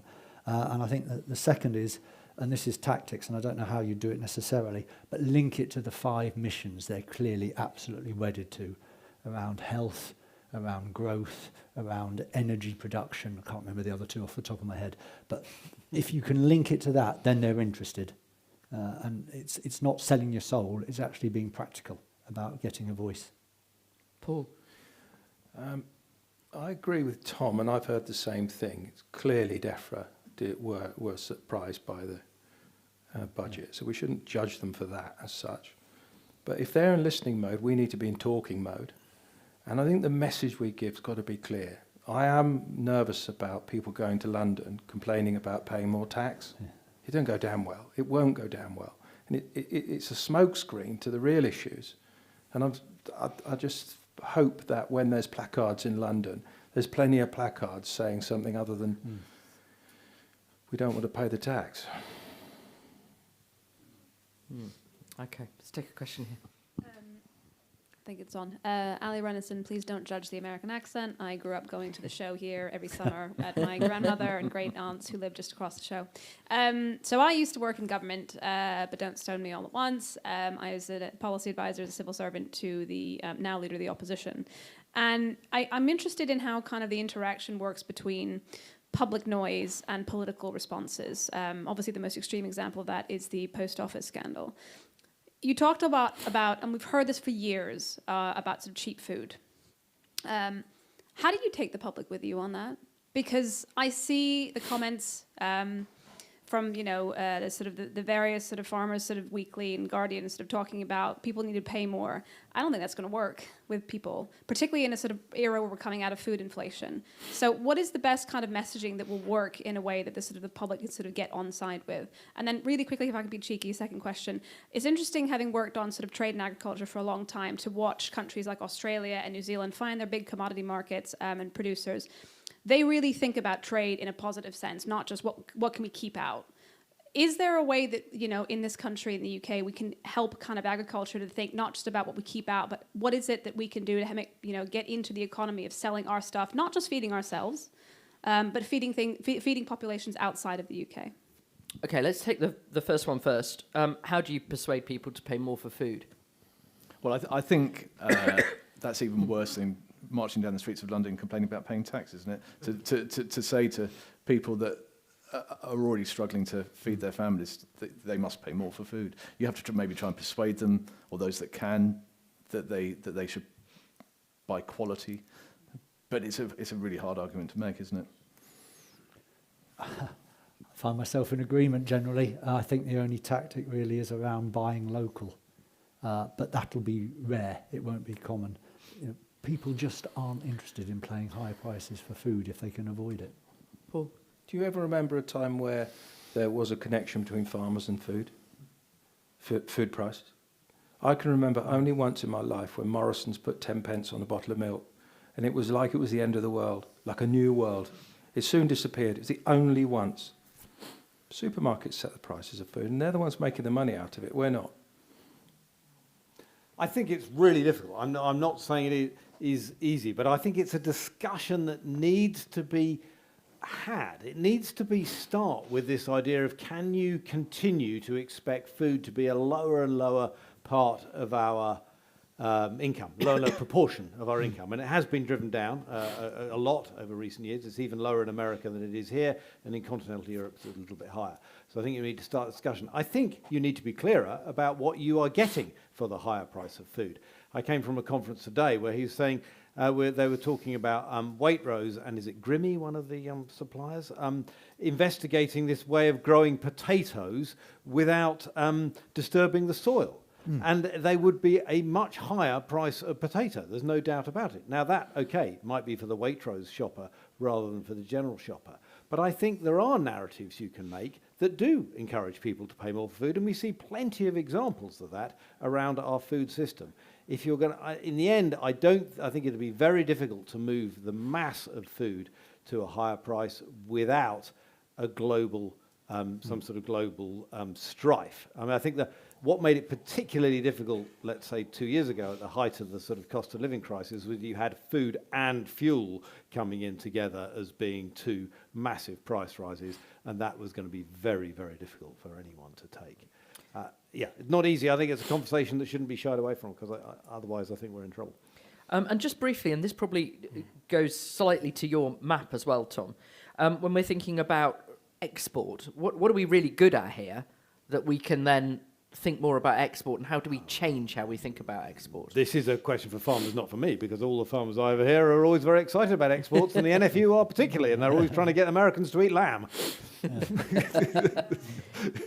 Yeah, Ben. Well, I suppose, I mean, we are exporting. We're exporting our malting barley from time to time, and we're exporting some of our wheat, maybe not all of it. We're pretty good at exporting whiskey as a nation, aren't we, apparently? But maybe not for much longer once Trump gets his fingers on it. I don't know, but we've got to, I agree, we need to be better at it. I'm not quite sure how we achieve that as producers of an indistinguishable product on a world market. Paul, do you want to chime in here? Oh, you don't have to, because I've no, got I loads won't, of questions. thank Okay, let's go to a question that, from online, from Diana Davidson. She says, as climate scientists predict global temperatures increasingly breaching 1.5 degrees Celsius of warming, how might the Dimbleby UK land use map change? I'm looking at you, Tom. So, the Dimbleby land use map. I mean, so one of the things I'd say is that actually the UK, I will answer the question. One of the reasons why I think we should not lose sight of producing food. Indeed, we should maintain, the production of food in the UK, is when you look at predictions for climate change, the UK actually doesn't do as badly as some other parts of the world. We're already a good place for growing food in terms of our natural environment, and that relative quality is likely to become better as the rest of the world suffers more from climate change. So that's another good reason why we should maintain food production within the UK. As to how it will affect those things, I mean, we've seen, farmers here might know more about what crops are vulnerable to extremes of weather, but I suspect a lot of them are. The solar panels didn't make an appearance on that map because they're too small to make an appearance, but we might see more of those if they get more sunshine and if government policy goes that way. The straight answer is I don't know how those proportions will be affected by climate change, but I think I'd like to see that offshore island shrinking and more coming from the UK in tonnage. Okay, let's get a question from the back, Wiz. Yes, Mr. Chairman, just to add a bit of argument to tonight's proceedings. Many years ago, my father used to grow broiler chickens. Broiler meat is the most cost-effective way, and I'd say environmentally way, of producing meat. And the nation loves it. It eats more and more and more of it. Is it sustainable? And is it environmentally friendly?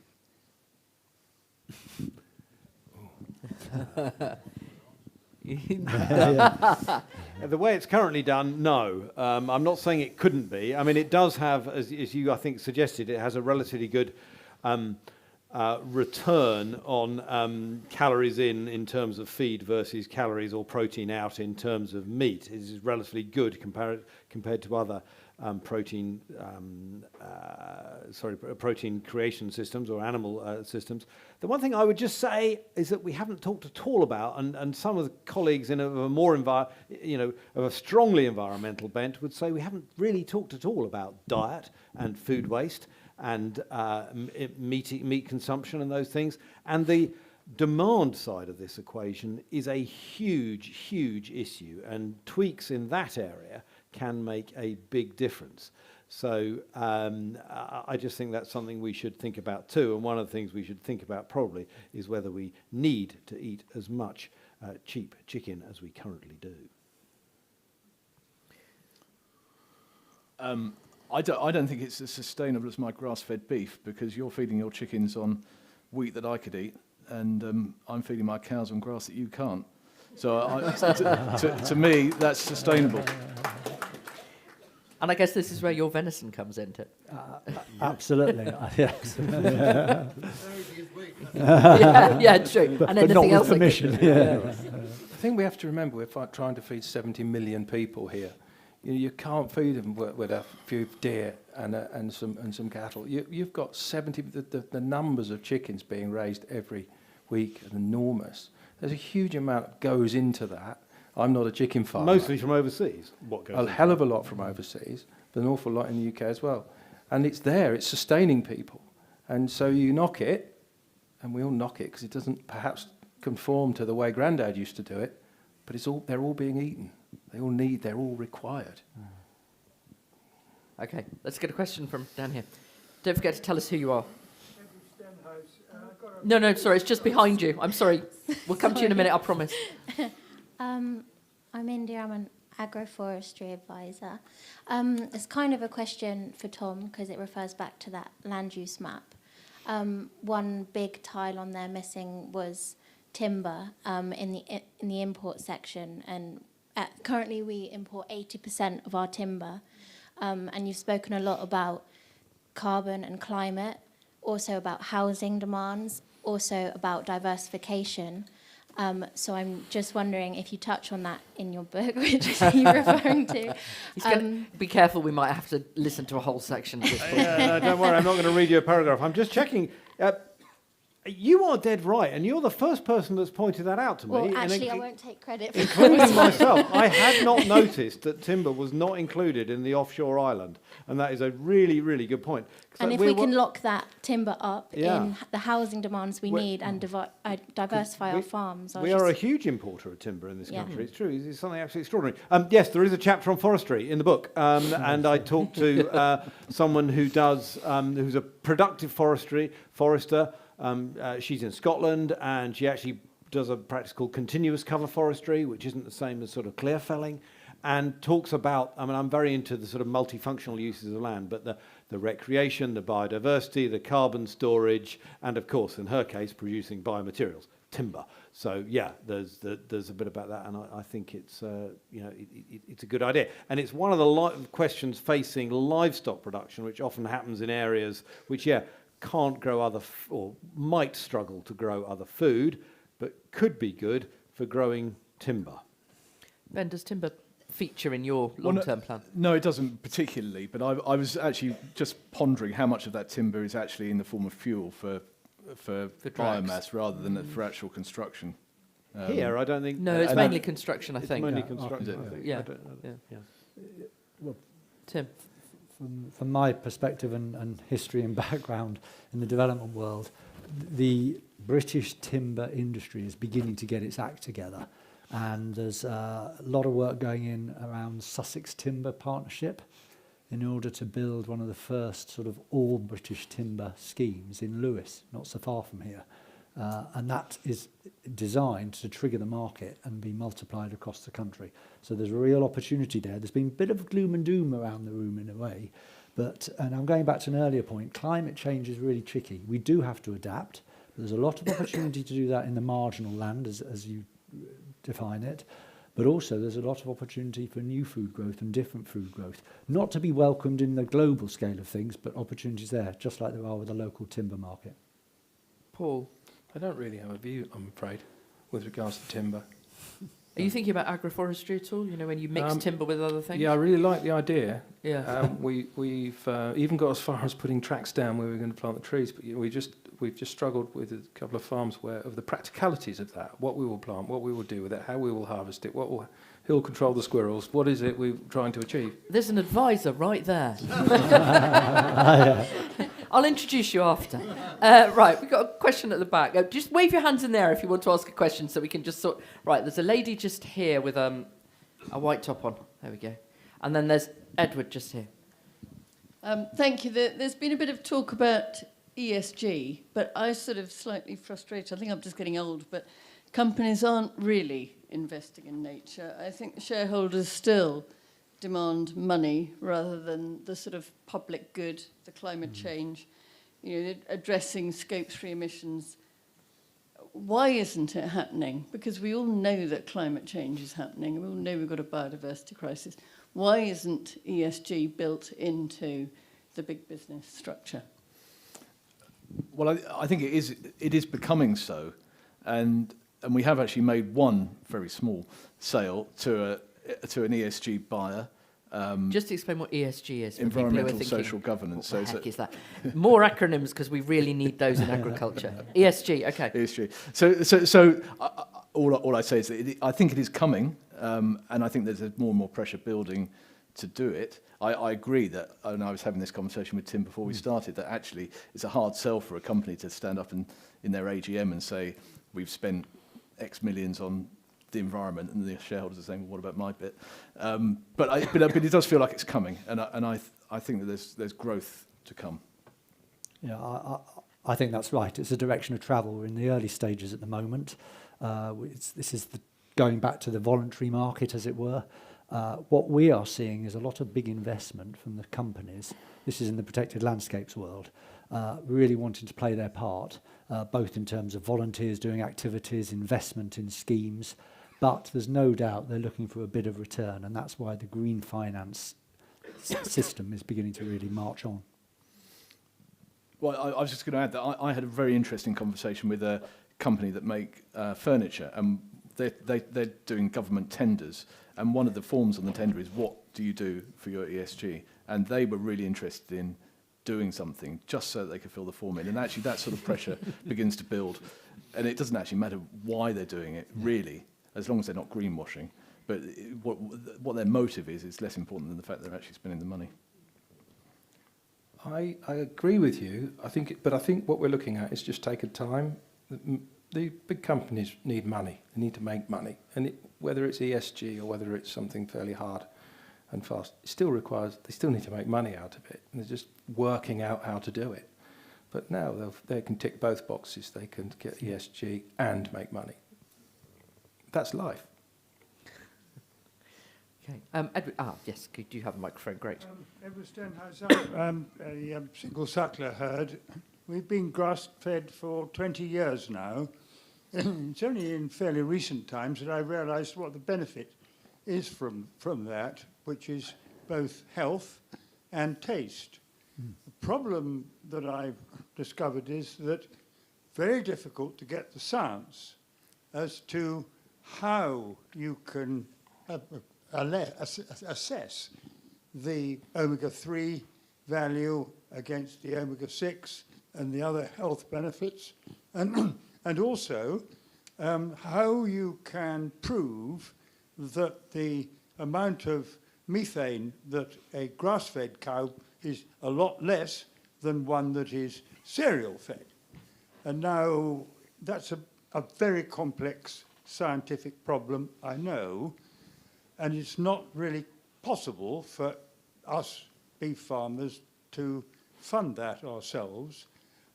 It also, of course, could be a very good selling point, and I have found that we can sell ours at an improved price, all of it. Good. I just pick up on the methane point that you made. I think there are a lot of places doing research into exactly that. I mean, I think there have been some studies, not least one springs to mind, I'm pretty sure from what's called the SRUC, which is Scotland's Rural College, that has looked at this. I think there's a little bit of a trade-off, though, in terms of the climate impact of animals like yours, is that I think you're right. Forgive me, I can't quote chapter and verse that actually there is less methane from grass-based diet rather than grain-based. So one of the problems is your grass-based animal does a lot more wandering about and having a happy and long and frequently longer life. Those things aren't very good in terms of carbon emissions because, unfortunately, wandering around and respiring are not really just adding to the muscle mass of the cow. So then so there's a bit of a counterbalance, and there's this really unfortunate sort of tension often between something that's climate friendly and something that's welfare friendly, and this is a really unfortunate bind for a lot of livestock production methods. It sort of highlights another problem that I said, is that so far there is a lot of work going on. I doubt there's a vet college in the country that hasn't strapped a bag to a cow and put a methane receptor on it and what have you, and I know I managed a farm that was doing that. So the data's there. But it's not anywhere, is it? We should have a central point at which, I know you've got IP and everything else, but we should have more access to some of this stuff. Yeah, and actually, there's an anonymous question online, which says most farmers, UK farmers, are over 50. I think the average age now is 59, which from where I'm sitting is very young. How do they keep up to date with modern science and farming policy to future-proof their skills? Ben? Well, I'm below average then. Just cheered you up there. Maybe it's easier. I don't know. How do I keep up? Internet and reading. And meeting other farmers or not? Meeting other farmers, yeah. Yeah. Tim, what would you suggest for people? Because as we've just pointed out, there's loads happening that people may or may not know about. I think the first thing is learning from each other and best practice, and that's why I mentioned farm clusters, so important. You've all got brilliant ideas, but they're sometimes working against or in isolation, so making those connections. The second thing is there must be professional bodies. You've got the NFU, the CLA. For me to continue to practice, we have to do continual professional development, and it can be quite demanding at times. I find it astounding if that's not built in to all that you're doing. Yeah, I'm very lucky because I've got a lot of colleagues who You don't all have to be experts of everything because we are greater than the sum of our parts, I think is the expression. But that concept of collaboration is an important one. And I think farmers can work together and join organisations, Institute of Agricultural Management, be affiliated with companies like mine. There's a lot of places to get information. I've got a simple answer. Listen to Farming Today. And nowadays, given BBC Sounds, you don't even need to get up early to listen to Anna and Charlotte wheedling out wisdom from those in the farming industry. Oh, That'll be at least tenner. Yeah, that's really going to cost me, that comment. Let's take a question from the back. Don't forget to tell us who you are.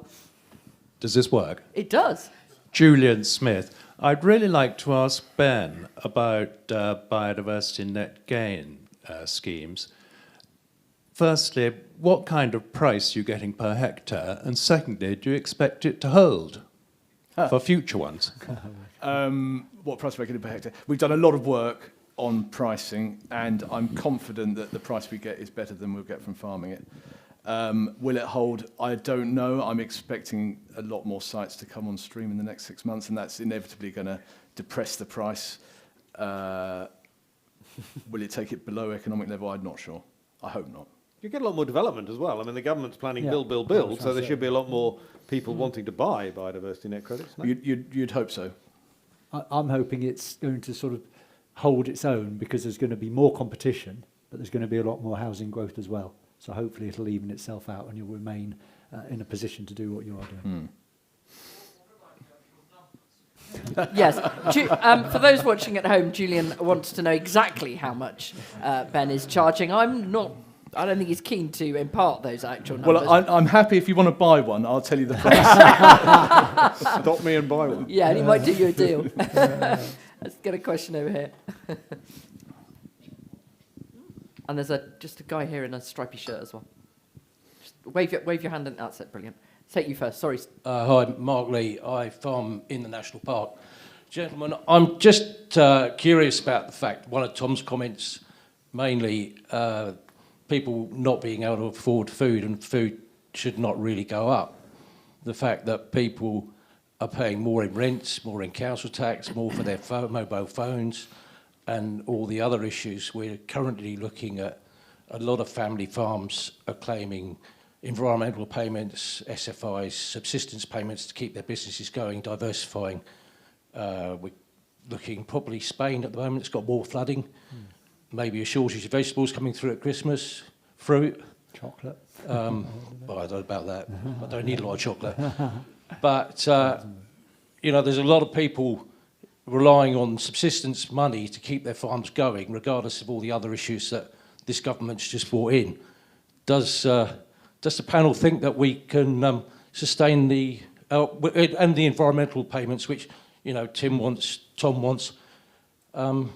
Does the panel think that we can sustain the British government or the British people in the next 5 years of this government on honey and radishes? Tom, I'm not sure you were arguing. Yeah, no, forgive me. I thought I was arguing completely the reverse, that we should be starting a discussion about whether we should be paying a little bit more for our food. In the end, what I think about food is that we should be paying the true cost of it, and that includes paying properly for a decent environment, decent nature, low carbon emissions, a high welfare, and a decent salary and living wage for the people who work on it as farmers or indeed work on it as agricultural labourers. Paul? Yeah, I think we need market stability, whatever that means, and that's what we used to have under CAP in theory. We need a mechanism, we need people, we need cross-party organisations to focus for the long term on food and making sure that a fair percentage of that food comes back to the person that produced it. I think it's a really good point because I found it interesting during the pandemic that everybody was going mad about the price of fuel, and there were all sorts of incentives very quickly put in place to resolve that. There wasn't the same noise around food, so somehow we've got to get the message across that is more important, but if not as important as transport. But there's also a bit of tension in what Tom just said, because you rightly said that's what we want all these things to do, address climate, address nature, address good welfare, but we also know there's a tension in those things that drives the cost up. And until that's really well explained and government gets it, I think we are going to be struggling to actually bring the price to the right level it should be. Yeah. Ben. Well, I think what the rest of the panel have said, and it comes back also to that point about how do we get the government to listen to what we're saying, because it's all interlinked, isn't it? Okay, an anonymous question. I'm not surprised. UK net zero 2030-2050 objectives.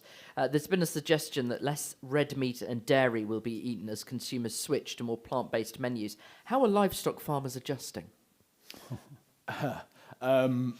Well, I think it's what we've talked about tonight, isn't it? It's about possibly eating less, but paying more for it, getting better quality, the grass-fed stuff, and then we don't mind so much if it's wandered around for half its life, because that's probably a good thing.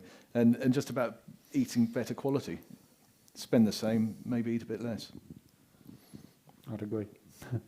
Well, at the moment, how are you adjusting? At the moment, they don't need to adjust because it's a supply and demand is very high, and prices are pretty good. You know, they want there's a demand. So when the demand drops off because of what you've described starts to happen, then I think they'll start worrying about it. Okay, let's take a question from over here. Robert Nightingale, Frontier Agriculture, and Paul, you had to know ex-Century as well, so a little bit no. I suppose my question is, and we have talked about it does touch on the land use framework, but are market forces and landowners actually able to do this as we're set up, or do we look to government to set a plan, or do we look to something else to set a plan?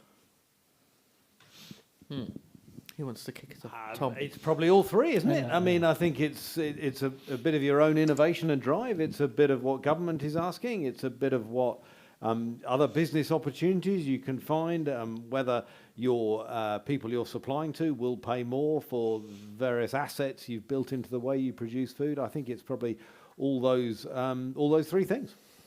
Yeah, you've got to be entrepreneurial. We can't go round government. We do actually need their input. I think because if there's going to be a manipulation of them, we can't manipulate the market, and I actually don't believe we ever will either. Somehow we've got to find a way of surviving in a commodity-driven world. But I do agree. I would love to see a food plan, one that had farmers at the top of it. Nobody's going to give it to us on a plate anymore, are they? And that's what we've got to get used to, and so it's got to come down to ourselves primarily. We can cross our fingers and hope the government sort of helps from afar, but we've got to do it ourselves somehow.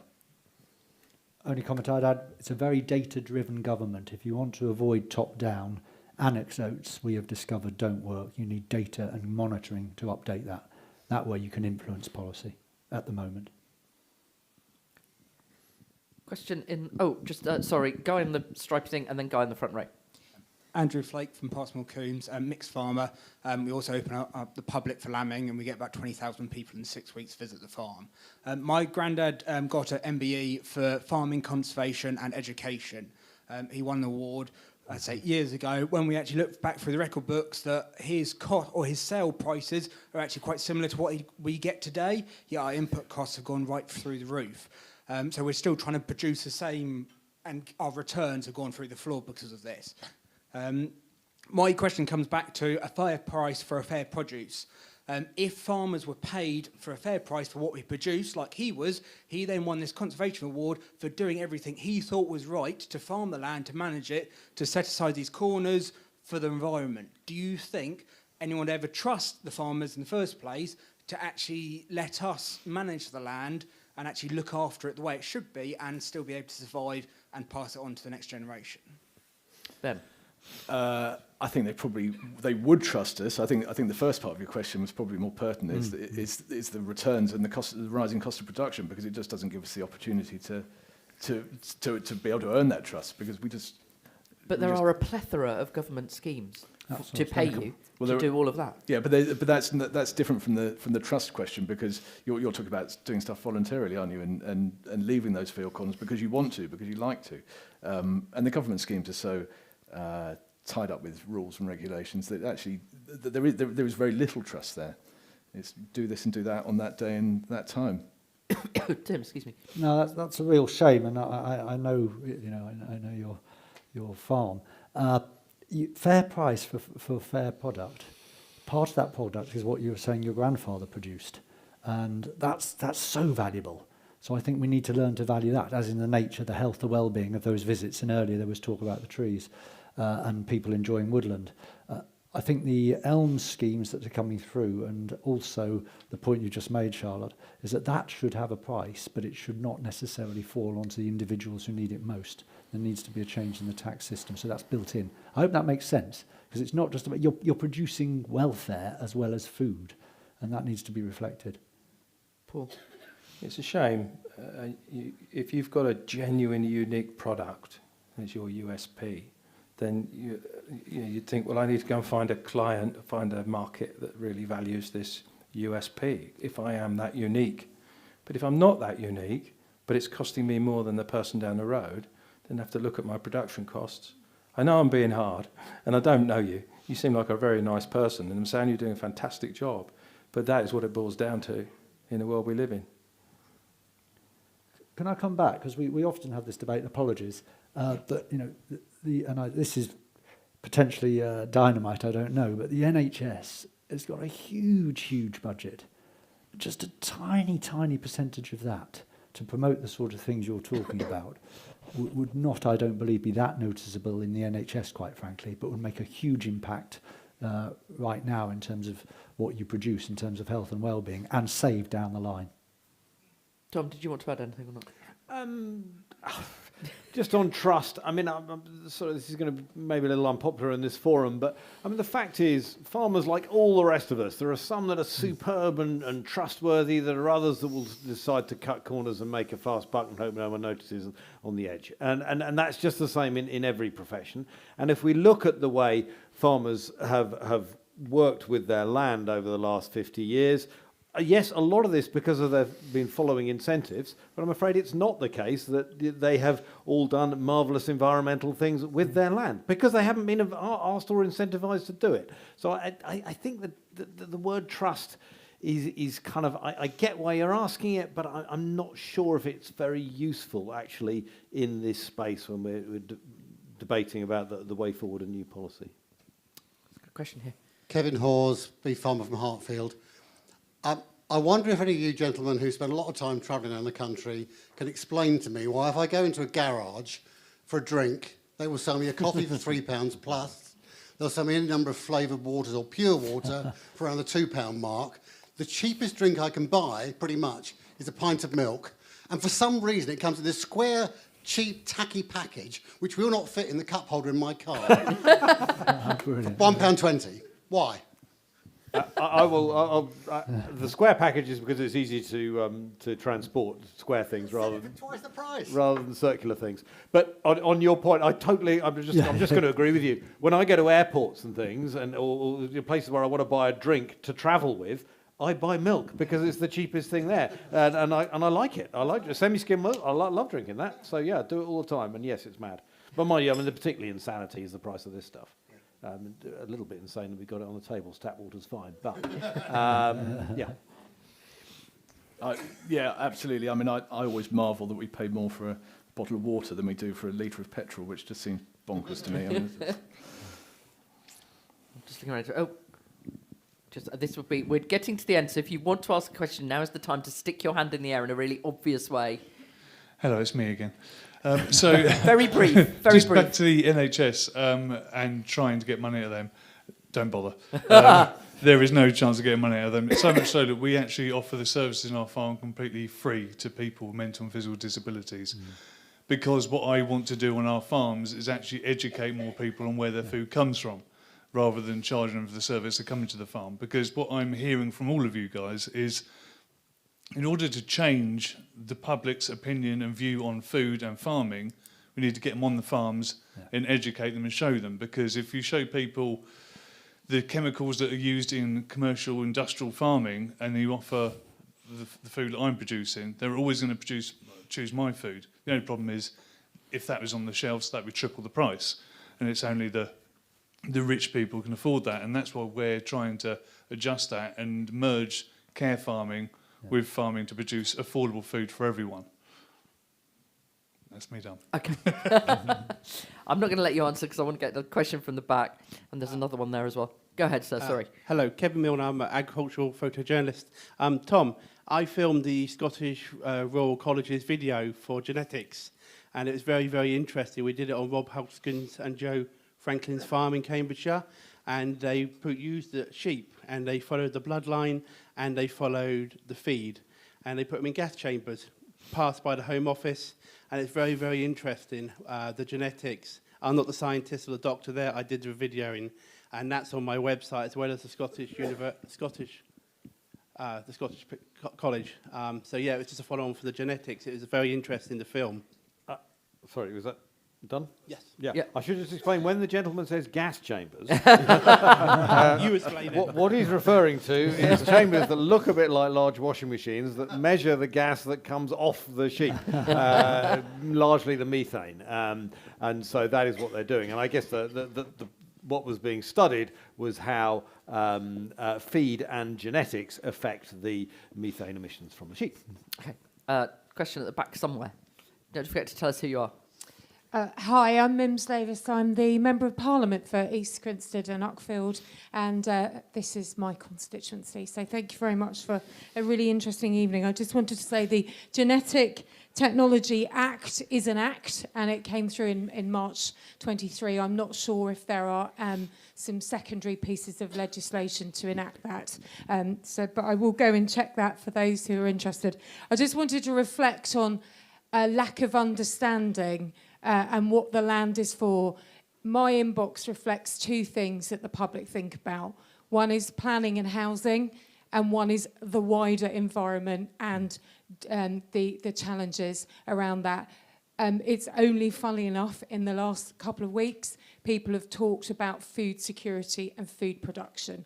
So, and I know Tom well from the front here, doing the work on that. So, particularly around young people and understanding this side.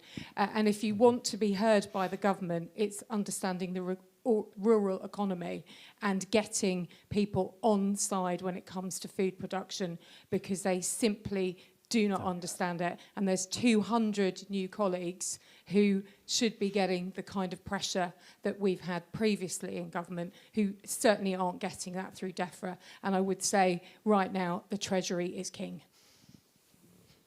Good. Ben, because we're really running out of time now. So we've discussed quite a lot. You are doing a lot with your land. If you had to answer the simple sounding question that we started the day with, what is land for?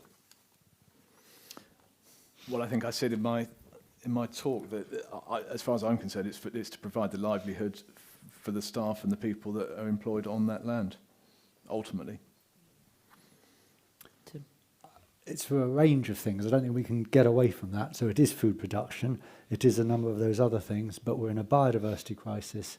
It's for nature as well as food production, and the two can marry. Yeah, clean food, clean water, and energy where possible. I'd just like to say, because nobody's mentioned the climate, and the climate worries me, because I see the numbers that the climate is causing. And I just say the last 3 years, we've had climate issues with our harvest. Odd things. They said we would get non-conformity. We've had too hot, we've had too wet, and we've had too dull. And those three things have made an episode. We don't know what we're getting next, but we had those three, and that is serious stuff. Because we've never seen this before. We could be on the cusp of something. We're used to bad weather, so we think it's just more bad weather, but I don't think it is. Sorry, I've just got to put something to you, Paul, because I'm really confused by something. You just said there you were very concerned about the climate. Earlier in your talk, you suggested that we were too small to do anything about the climate. Now, and I didn't quite get that, because it suggests to me that if a problem's big, that doesn't mean that we shouldn't play our small part to address it, but you seem to be saying we needn't have to. So I'm just confused by where you sit on that. I was quite clear, as you said earlier. Well, I said we're too small to actually improve the climate. We're too small to make a big difference to climate change. What concerns me is how we're going to deal with the issues that climate is challenging us with in terms of our food production. How are we going to deal? Because no one's coming up with a plan. There's no research done. There's no joined up thinking. We're just motoring on, going through.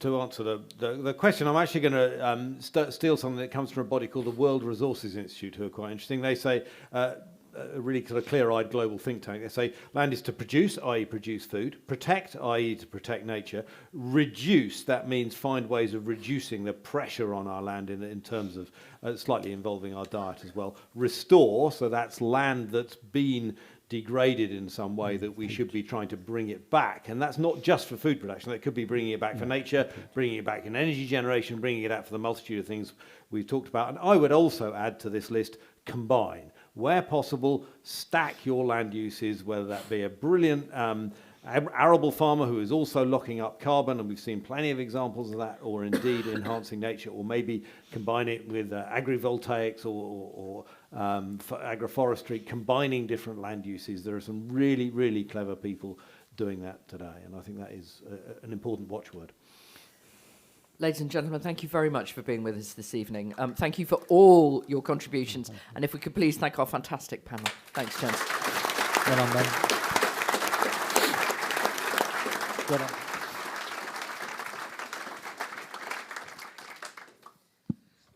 Thank you all for coming. What a really thought-provoking evening.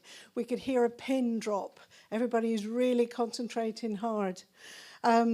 I have to thank our sponsors again, the Complete Land Management, Fran Farmers, Lloyds Bank, Mayo Wynne Baxter, NFU Mutual, Richard Place Dobson, and of course our important media sponsor, who I forgot the first time, South East Farmer, so I'll say it twice, South East Farmer.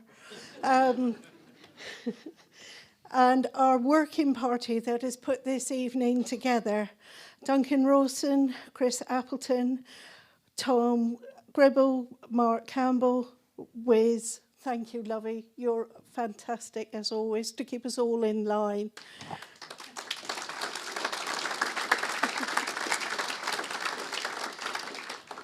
Thank you all again for attending panel. Thank you so, so much. Very, very interesting. Safe journeys home, but before you do that, there are more refreshments available. Good night.